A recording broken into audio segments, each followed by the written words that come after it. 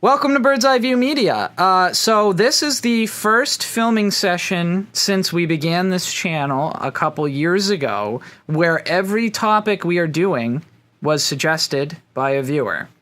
Da-da-da! So the first subject we are going to talk about is the limitations of building a franchise. So this is a very abstract subject, but this is something I think is very worth talking about because what we are seeing right now, obviously we have a shitload of superhero franchises out there. We've got Marvel and we've got DC, and they're both creating a world of all their heroes, and that's a massive money printing franchise. Not to mention the continuance of the franchise that's been running since, 79?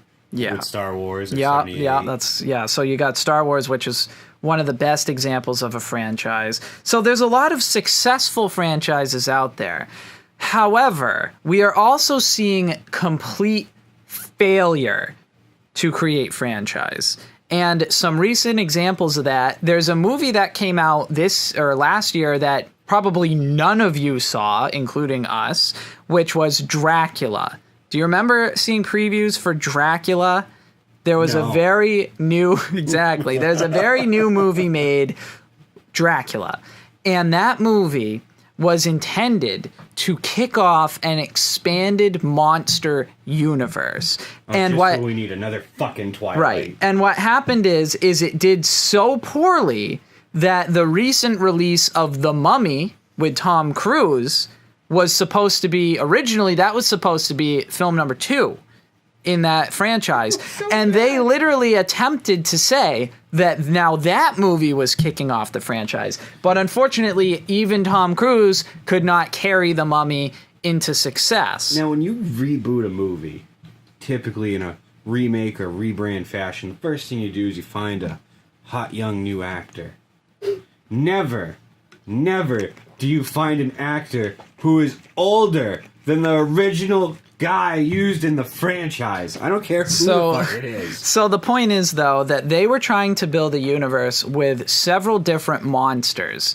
It kind of in the vein of the League of Extraordinary Gentlemen, but they were following the process that has been outlined for us by Marvel and DC, in the sense that they were going to have a series of origin movies, and then those origin movies were going to lead into their version of the Avengers. Why do we gotta keep fucking doing these same things? Why does everyone gotta do the same fucking thing? But the thing is both of those films that were supposed to kick off the franchise failed. They both completely underperformed. Critical responses were terrible. So now it's essentially been abandoned. Not to mention, fuck whoever thought you could do The Mummy without Brandon Fraser. That is his. So additionally, Peter Jackson released a remake of King Kong. I think it was in 2005. I personally really, really liked that movie. King Kong, it did all the things the original King Kong did. It followed all the major plot elements. They went to Skull Island. They found Kong. They captured Kong. They brought him back to the city. He gets loose in the city, and that's where you have your iconic last stand where he's on the Empire State Building. That's one of the first big movies for Jack Black. Absolutely. So I really enjoyed that movie. And then you had King Kong come out last year. And that was a remake of King Kong all over again. So essentially what happened is this new King Kong came out. It's a little more fantastical, a little bit more fantasy creatures are in it. But here's the thing. It's intended to go into the same universe as Godzilla. Godzilla was a very successful movie, and they said, hey, franchises are a great thing, so let's get King Kong, let's have an origin for him, and then let's have him fight Godzilla. But you know what happened in the remake? Half of the story of King Kong was cut out of the movie. So the entire part about him being captured, brought to New York, going up the Empire State Building, not in the movie. The entire movie takes place on Skull Island. Which is pretty much the focal point of that original story. Absolutely. So you lose a huge element of that story, and you're forced to change the source material just so you can put together that big monster fight. So what are the limitations of doing that? Because we've seen it done well with superheroes in Star Wars, and we've seen it fail with these monster movies. Or even like Batman. how many roadside fuck-ups have there been rebooting Batman since the 80s? But let's just say that they do the franchise well. So let's look at a controversial franchise expansion that's going on, Prometheus and Alien Covenant. So these two movies are building off of the past success of the Alien movies. But again, we have to kind of bring it back to the main concept of the franchise to make it work. And what's happening is if we stray too far, like with Prometheus, they strayed pretty far from the Alien storyline. And we saw a lot of people were not into Prometheus. We really liked it, but a lot of people did not like Prometheus because it was so far removed from Alien. And the problem is, too, is that's a series where you're divided to begin with. Because part of it is a thriller, action, suspense movie. And then the other part is, the other part of the franchise is a deep-seated theoretical approach to the world. And they veer different ways in different movies, and trying to pull it all back into one core and move forward is very difficult. Absolutely. And I think that's a good point. And another, like, when you have a franchise, so obviously these franchises, what they're really trying to do is they're trying to build to a point where they can put many major characters in one movie. So honestly, if you want King Kong to fight Godzilla, or you want Dracula to fight the Mummy or something, why don't you just make that movie? Because the Mummy already exists. There are 3 relatively recent Mummy movies out. We can figure out the Mummy, okay? Dracula, pretty widely known creature, okay? Do we really need an origin story, especially a shitty action version of it?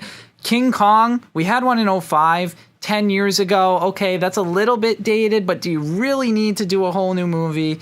So just make the movie where they're in the same movie and have a little bit of origin if you really need it, and just get to what you want. Get to the fight. And why do we need these stupid, like, King Kong versus Godzilla? It's Freddy versus Jason people will pay for it. Over again. People will pay for it. Batman versus Superman did it the way I would want, because Christopher Nolan's Batman had come out way too recently to make a standalone Batman film. So they just made a new Ben Affleck Batman, and it was fine. Like, that was a lot. Even people who didn't like Batman v Superman, a lot of people agree that they like Ben Affleck's Batman. But at least that Batman vs. Superman is at least a unique twist on a concept that was originally already put in. I mean... Right.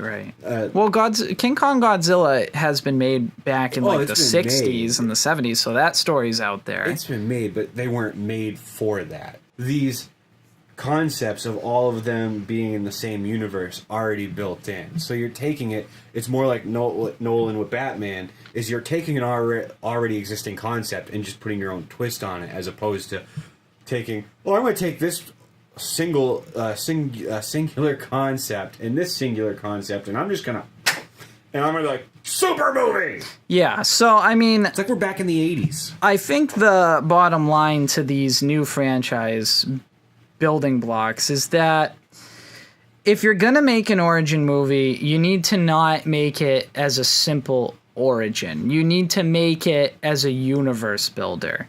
So making King Kong, this recent King Kong, it wasn't really much of a universe builder. It was just really, here's King Kong fighting a bunch of weird lizard things, and that's it. And then the Mummy, it's like a rehash with a slight tweak to go into this ridiculous monster direction. So really the bottom line is, you got to build a universe. You got to start thinking more Star Wars and less like Avengers. Does that make sense? You got to be going in a world where you create a world around your characters rather than going in a world like the Avengers where it's built off of every hero. Because you're more likely to find success, especially with things people like less, when you build a world that is interesting just to see how the world functions. And Star Wars captures that. So even just looking at Captain America, a huge flaw to that is Captain America is a superhero that's man-made. Man-made in the 40s. Right. So in that same universe where Iron Man exists and the Hulk exists, this Captain America is essentially the same concept of technology that the Hulk is. Right. Now, the Hulk is later created, but somehow shittier technology because it goes very awry. And, like, Iron Man at that point would become irrelevant because if in the 40s we can create superhumans, why the fuck do we need an armored suit in 2010? Yeah, so, I mean, it's things like that. So I think the answer to these franchise buildings is to be following the Star Wars archetype and not the comic book archetype. Mm. Do we agree with that? Yeah, of course. So let us know what you think, and, yeah, subscribe. Hey! I've been awake since 2:30 this morning. Head in the game. Head in the game.